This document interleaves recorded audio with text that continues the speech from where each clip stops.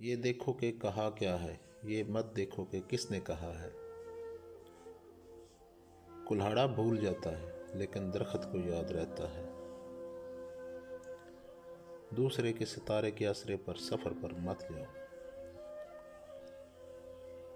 हाथ में हंटर लेकर कुत्ते को मत बुलाओ।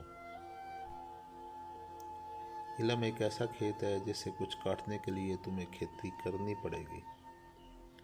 हाथियों की लड़ाई में नुकसान घास का होता है।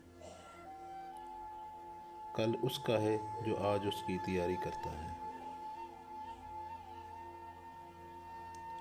नफरत का कोई इलाज नहीं। शेर भी अपने आप को मक्खियों से बचाता है। कफन कितना ही खूबसूरत क्यों ना हो, ये किसी को दफन करने के लिए पहनाया जाता है।